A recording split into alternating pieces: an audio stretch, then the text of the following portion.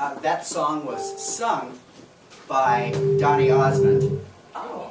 And it was sung in a performance of my Technicolor Coat of Many Colors, which is a retelling of the story of Joseph and his amazing dream coat. The reason that I was bringing that song in, and it's a nice counterbalance to the reading, The Road Not Traveled. Many times when that poem is read, we think that lesser chosen path, what we've taken from it is the lesser chosen path is the one that made all the difference. But that's actually not what the point that Robert Frost was proposing. The poem that he wrote was really a joke with a friend, because he and a friend would commonly just go for a walk. So what's been taken of has been lifted to this high cerebral notion that we are faced in life with choice after choice, and when we take that lesser chosen path, then it makes all the difference in the world. But that wasn't the point that Robert Frost was proposing, because as you read the poem, actually, he describes the woods are full of these golden leaves, and the leaves have fallen equally on both paths. So the fact of the matter is that you could take either path and you'd be fine. That either path would take you on a journey, because what happens is you hear it that it's the speaker of the poem saying, I wonder what was on that other path. And the reason that he wrote the poem was that his friend was so indecisive. And that his friend would often, they'd take that path, and his friend would later bemoan, oh, we'd only taken the other path. That whole notion at the end is, oh, it's that how does it go? It's that, oh, I kept the first for another day. He was trying to make a melodramatic point that his friend would bemoan the fact that I didn't take that path. And it was really a joke for his other friends. But we have kind of elevated it to this notion that less traveled path is the one that makes all the difference in the world. And I combine that with the story of Joseph's Technicolor Dreamcoat, because this month the conversation is around integrity. And the notion in that story of Joseph lets us explore that sometimes we think that there is only one path, and by God, it's so great that we've taken the right path, right? How often do we look at our lives and say, I wonder, am I on the right path? How often do we send a lot of worried energy, anxious energy about the path that we've taken? Oh my gosh, is this the step that I should take? How often do we find ourselves second guessing? And maybe I'm just projecting. Maybe I am the only person here in this room that has ever second guessed my path. And so, if so, then I can be a morality story for all the rest of you who have figured it out and who have confidently, boldly gone where no one has gone before, and you have journeyed in that kind of way of life. I'm seeing a couple heads nodding, no. And I think that the story of Joseph gives us some spiritual founding in how to live a life of integrity as we wander on our paths.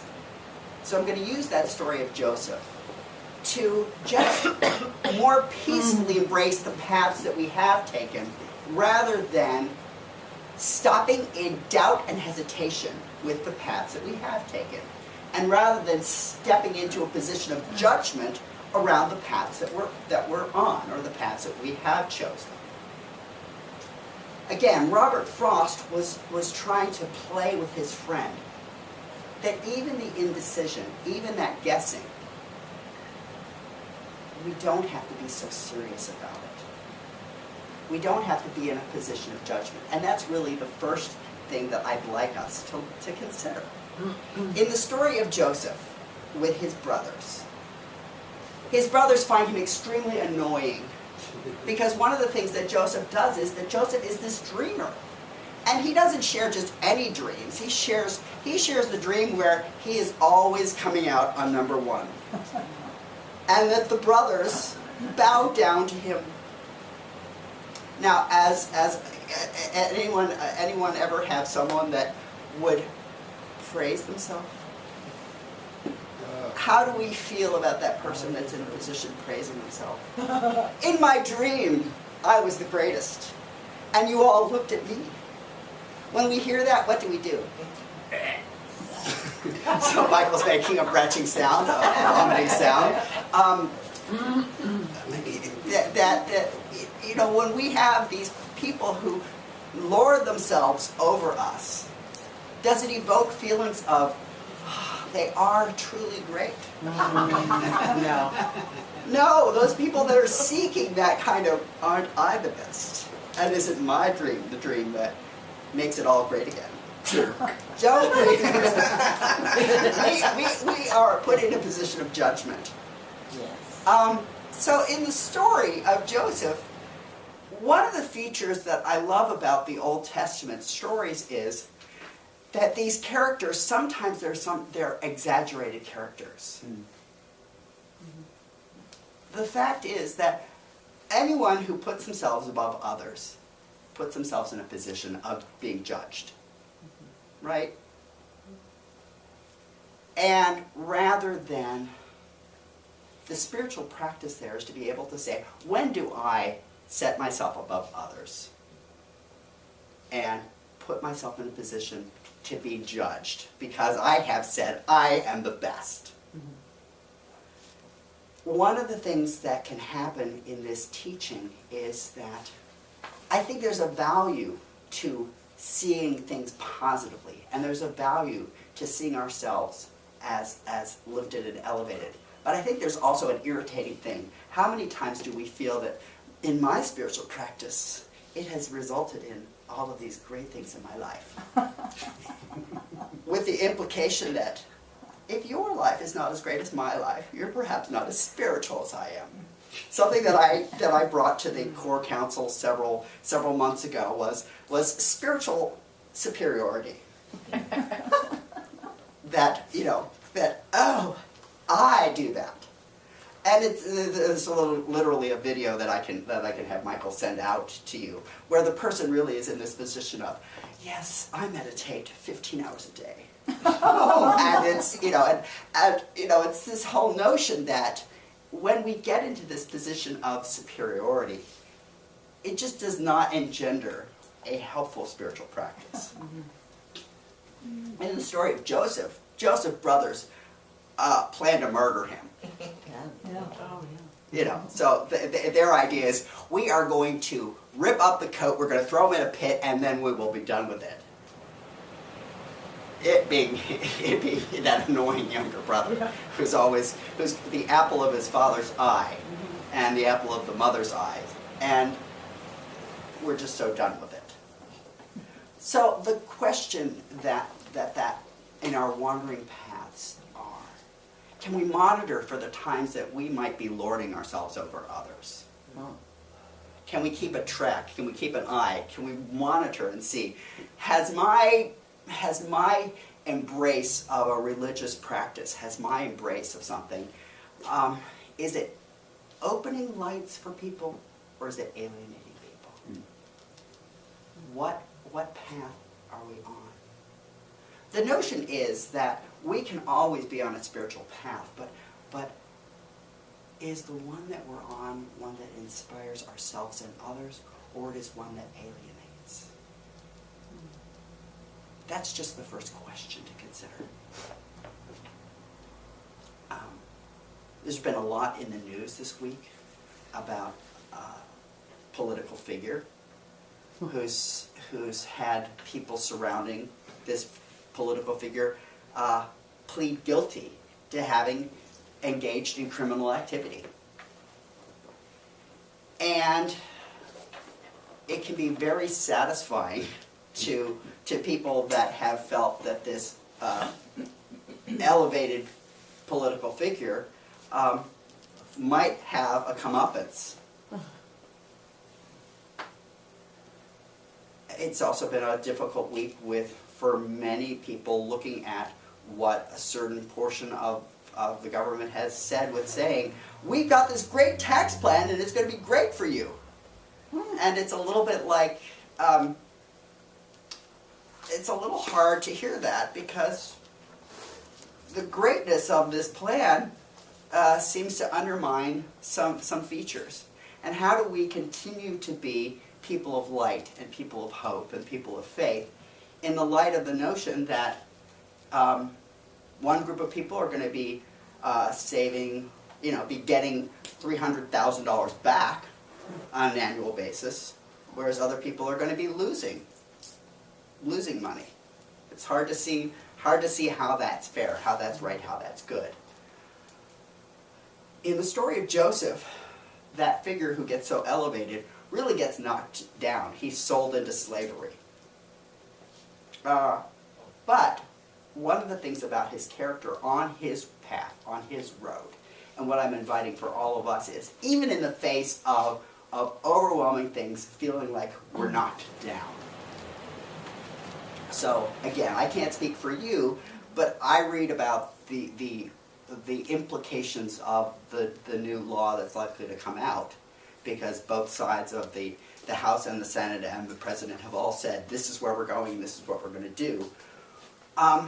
In the story of Joseph, rather than responding with bitterness, Joseph just went to work in the house. He did not spend a lot of time complaining. He just went about his work. And he let his light shine. He still had dreams. And his persistent way of positivity, of just working in the face of difficulty, working in the face of discrimination, working in the face of odds that seemed against him, raised him up again, so that people noticed him. In the story, the person that he's working for, his wife, actually, his employer's wife, actually takes quite a liking, quite a fondness to him, to the extent that she tries to seduce him, and he's not going to do that because he thinks it's wrong. So the question is, do we just go along? The notion of integrity is, and that's why I like the story of Joseph, is he chooses to be a person of integrity. He chooses that when she says, well, here's the easy way.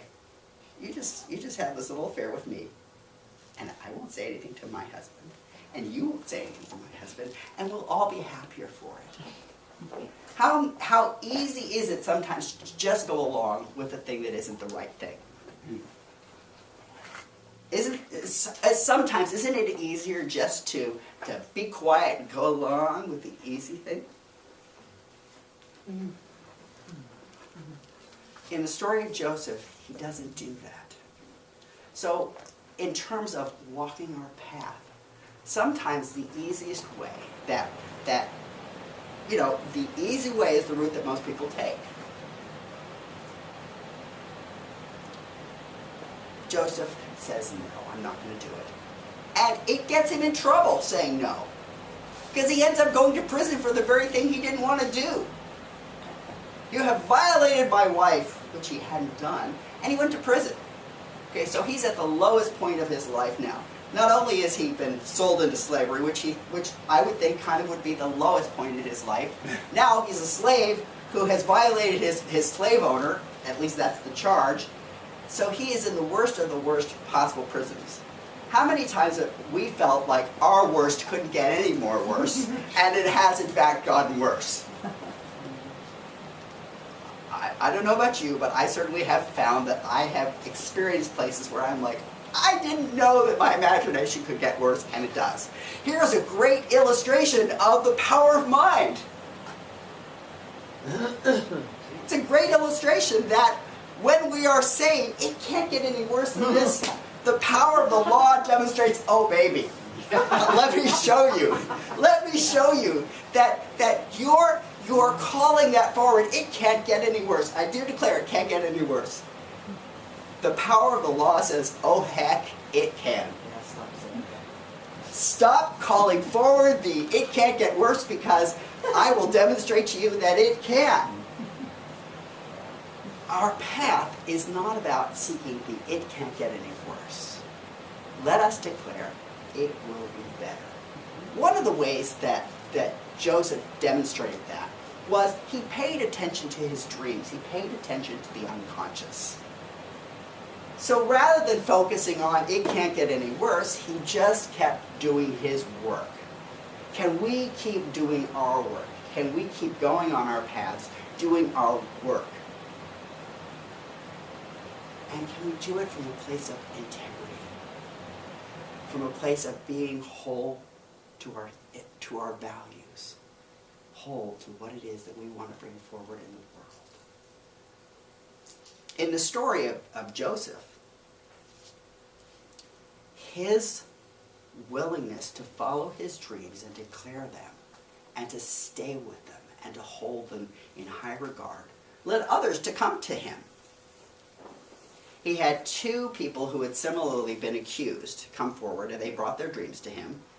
And in one instance, he said, "Your dream is actually saying that things will turn out all for the best." The other guy, not so much. The guy for whom he said it would all turn out for the best ended up coming back into the Pharaoh's household. And the Pharaoh was then very troubled by a series of dreams. And none of the Pharaoh's surrounding people could figure it out. None of the soothsayers had the clue for what the Pharaoh's dreams meant.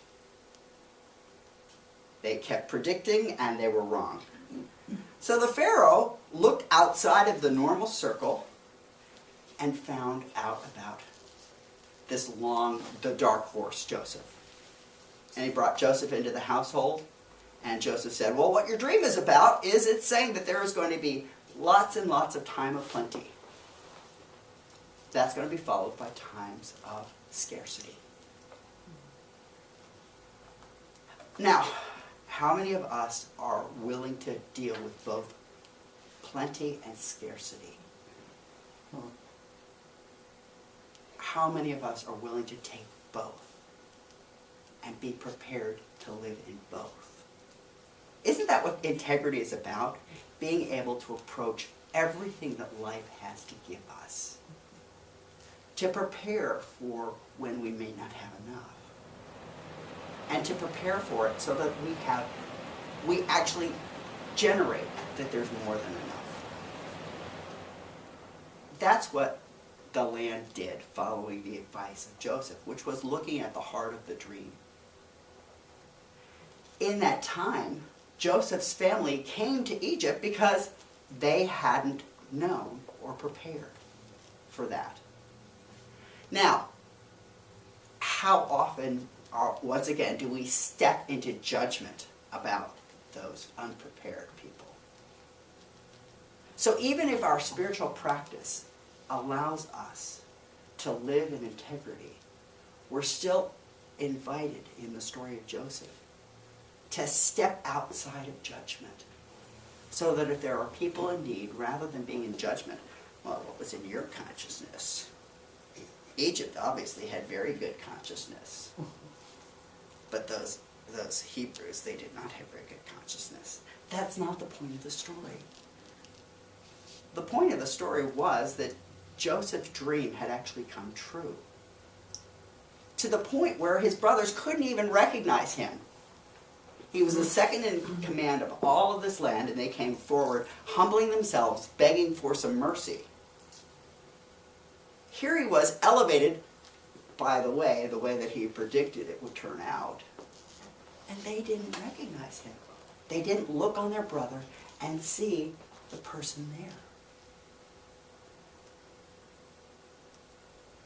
And to test them, and this is the part of the story that always used to bug me, to test them, he didn't come clean and say, "Hey, dudes, it's so great to see you, even though you meant absolutely for the worst possible things to happen to me. The best thing happened to me, and so here's all that I have, and I'll share it with you." He puts them through a test. Now, sometimes that's what we do And sometimes there's a spiritual practice involved with that. Because sometimes if we just keep giving, have you ever had a person in your life that you just keep giving to? And they just keep taking? And they just keep taking? And they have no regard for you. They're just happy to be that little receptive sponge. Yes, yes, I'll take more. Yes, I'd love to take more and more and more. And there's no call to see if they've learned about the process of giving and receiving. So rather than, as a kid and as a young adult, I would read that story and I'd be so angry that Joseph was not honest to his brother. It didn't just come right out. In fact, he kind of put them through this test. He had them believe that their one brother, he accused the one brother of stealing so that he would put that one brother to death. What a nasty man. What is the spiritual lesson in being nasty like that? If we read the story at that, we're reading it at the level of ego. On our path, journeying on our path, how often do we get lost on that journey of ego? I won't speak to you, but I know that I certainly have wandered down those pathways of ego, which are frequently around making judgment. He's so bad. He's so bad doing that. The fact is that what that did is it showed that his brothers had changed. His brothers had changed from being more focused on themselves. They had come to a point in their lives where they were willing, they would do anything to save that younger brother. They're like, they didn't care what happened, they didn't care how it happened. They were willing to sacrifice themselves in exchange for their brother. How often are we willing to let go of our ego for the good of others? That's really what the story is about, and that's really what our journey is about. Can we grow? Just like Joseph grew. Joseph grew in that he stopped being so naive and saying the first honest thing that came into his mind. Have you ever found that as an adult you had to step into a position where you had to think, is now really the time? I had a friend when I was learning about being a psychotherapist. And he would talk every week about his relationship with his wife. And he would complain about how after the birth of their second child, his wife was not really as interested in sexuality, in sharing intimately. And he would complain about how distant she became. She was raising two very small children. Yes, alone. And she was working full time.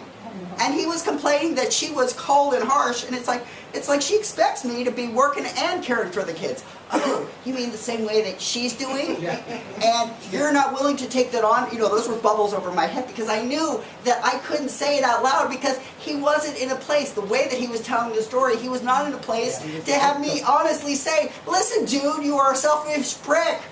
Stop putting all this judgment on her. So he went on to tell me, so I had an affair.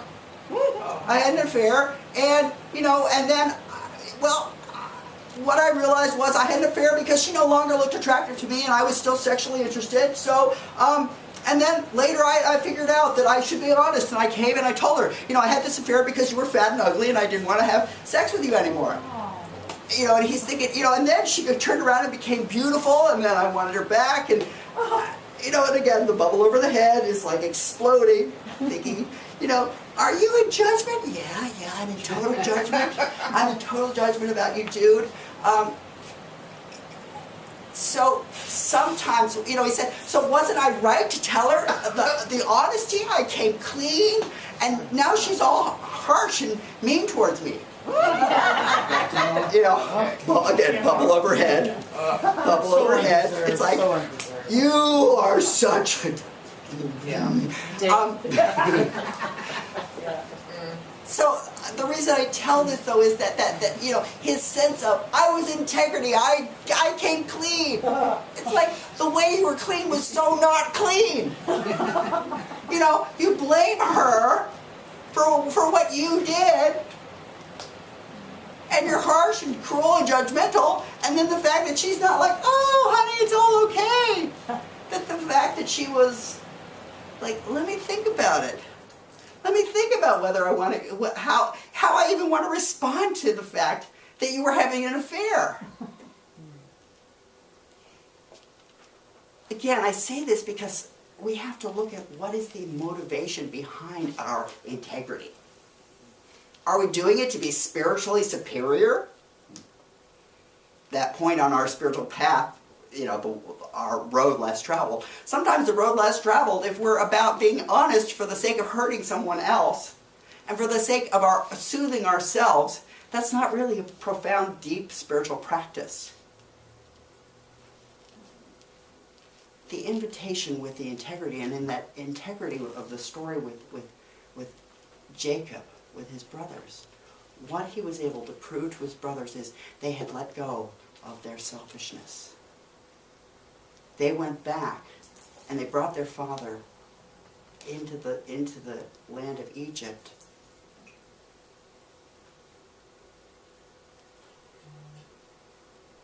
With a desire to generate from a place of more honesty. With a desire to make things right. And to actually finally come clean to their father, rather than maintaining the lie that he was killed by wild beasts and torn apart. We don't know what happened. That was one of the outcomes, that they went back to tell their father that your next most favorite son is in trouble now, and we need to make it right. And we need to make it right because we didn't do it right with your favorite son. So Jacob's actions, Joseph's actions towards what was going on with the family, inspired a level of integrity and inspired a level of positive selflessness that hadn't been available before. So in summary, in terms of our spiritual path, our road less traveled, really the point is that any path we take can be a spiritual path. We don't have to say, I did this one thing made all the difference. We can be at a decision point moment by moment by moment. And we can look back. And we can look back from a position of judgment, or we can look back with a series of kindness and a response of forgiveness and a response of compassion. We can come to difficulties, and as we face the difficulties, we can lay blame. Look at that nasty woman who was trying to have an affair with Joseph, who was trying to have an affair on her husband. We can be in a position of judgment, or we can be in a position of, how do I take these most terrible circumstances, and how do I be a person of integrity in those places? How do I inspire and call forth integrity in others? How do I consider, when speaking the truth, not to be dishonest, but to be thoughtful about what is the intention with the honesty? My colleague's intention of honesty, I had an affair because you were fat and ugly, isn't really coming from a place of honesty. Not at all. It's coming from a place of, I'm making myself, I'm feeling good, I'm puffing myself up. Let's be thoughtful about what our honesty really is about. Are we genuinely honest, or are we in this place of spiritual superiority. I only did it because of you. If you weren't good enough. I'm only spiritual because I want to make you feel less. Can we be looking at it from generating a space of inviting others on the spiritual path with us? Because that's what Joseph did in the story. At the end, all of the brothers and the one sister and the father and the mother were reunited. And so it is. Okay.